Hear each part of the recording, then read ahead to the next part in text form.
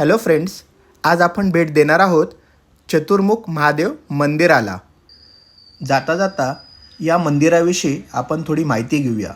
पुणे शहरापासून अवघ्या 25 ते 30 किलोमीटर अंतरावर बोबदेव घाटाजवळील पठारवाडी येथे ब्रह्मगिरी डोंगरावर वसलेले चतुर्मुख महादेव मंदिर हे निसर्गरम्य आणि अतिशय शांत धार्मिक स्थळ आहे।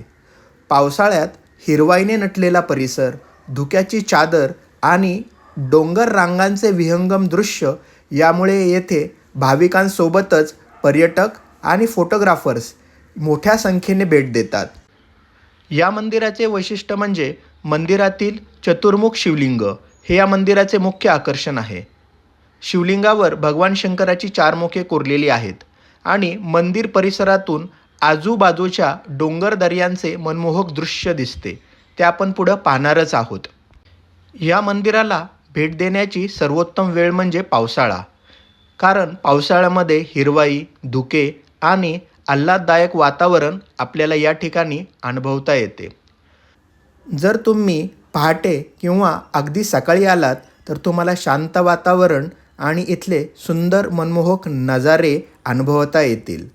विशेषतः महाशिवरात्रीच्या दिवशी येथे पूजेसाठी भाविकांची मोठी गर्दी असते। फक्त भेट देताना एवढं काळजी घ्या की प्लास्टिकचा वापर टाळा आणि परिसरामध्ये स्वच्छता ठेवा। मंदिराच्या अगदी अलीकडे आपल्याला वळणाचा छोटासा घाट लागतो, तर ह्या घाटामध्ये रस्ता अरुंद असल्याकारणाने थोडं आपलं वाहन आपण काळजीपूर्वक चालवावे ही सर्वांना विनंती। तसेच परिसर स्वच्छ ठेवा आणि मंदिराचे पावित्र्य जपा। हे बघा, आता आपण पोचलोच मंदिराजवळ। हा जो सुंदर असा नजारा आपल्याला पाहायला मिळतोय तो चतुर्मुख मंदिराच्या प्रवेशद्वाराच्या उजवीकडे आहे। ही मंदिराची दगडी कमान। या कमानीवर भगवान शंकर, माता पार्वती, श्री गणपती आणि भगवान कार्तिकेय यांची शिल्पे आहेत। कमानीच्या डाव्या बाजूस नजरेस पडतो तो हिरवागार डोंगर आणि विस्तीर्ण माळरानाचा मनमोहक नजारा। पावसाळ्यात निसर्गाने जणू हिरवी शाल पांघरल्यासारखे हे दृश्य प्रत्येकाला भुरळ घालते। चला तर मग आता आपण मंदिराच्या आत प्रवेश करूया। हॅलो फ्रेंड्स, मी आत्ता उभा आहे पठारवाडीतल्या चतुर्मुख मंदिरामध्ये, जे की महादेवाचं सुप्रसिद्ध असं मंदिर आहे।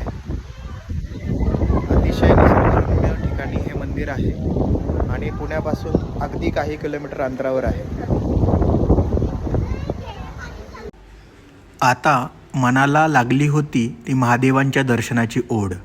चला तर मग मंदिराच्या गाभाऱ्यात प्रवेश करून भगवान महादेवांचे पवित्र दर्शन घेऊया। पण इथून लांबून महादेवांचे दर्शन नीट होणार नाही। चला, मी तुम्हाला जवळून भगवान महादेवांचे दर्शन घडवतो। चला तर मग गाभाऱ्याकडे जाऊया। आता झालं ना सगळ्यांना महादेवांचं अगदी मनसोक्त दर्शन? हर हर महादेव, ओम नमः शिवाय। मंदिराच्या बाहेर उभा असलेला हा भव्य दगडी दीपस्तंभ क्षणातच आपलं लक्ष वेधून घेतो। मंदिर परिसरात हे प्राचीन जलकुंड पाहायला मिळते। या जलकुंडात वर्षभर पाणी साठलेले असते, त्यामुळे ऐतिहासिक आणि धार्मिक महत्त्व आहे याचे। या मंदिराच्या आवारात भगवान दत्तांचेही एक सुंदर मंदिर आहे। येथे विराजमान असलेली भगवान दत्तांची मनमोहक मूर्ती भक्तांचे मन प्रसन्न करते आणि दर्शन घेताच एक वेगळीच आध्यात्मिक अनुभूती मिळते। महादेवांचे निस्सीम भक्त नंदी महाराज, ज्यांची नजर कायम आपल्या आराध्य दैवताकडेच असते। आता मंदिराच्या थोडंसं पुढे येऊया। इथून सभोवतालचा निसर्गरम्य परिसर अगदी मन मोहून टाकतो। समोर डोंगरांच्या पायथ्याशी गोगलवाडी आणि वेळू ही सुंदर गावे दिसतात। आज धुक्यांची चादर पसरल्यामुळे सातारा रोड म्हणजेच NH4 आपल्या नजरेस पडत नाही, पण वातावरण स्वच्छ असताना हा संपूर्ण परिसर आणि महामार्ग येथून अगदी स्पष्टपणे दिसतो। महादेवांचे पवित्र दर्शन घेऊन मन अगदी प्रसन्न झालं। या प्राचीन मंदिराचा इतिहास, अप्रतिम दगडी वास्तुकला आणि सभोवतालचा निसर्ग मनात कायमची आठवण बनून राहील। आता परतीच्या प्रवासाला निघालो आहोत। हा व्हिडिओ तुम्हाला आवडला असेल तर लाईक करा, तुमच्या मित्रांसोबत शेअर करा आणि अशाच निसर्गरम्य व ऐतिहासिक ठिकाणांच्या सफरींसाठी आमच्या चॅनलला नक्की सबस्क्राईब करा. पुन्हा भेटू एका नव्या प्रवासात. तोपर्यंत हर हर महादेव.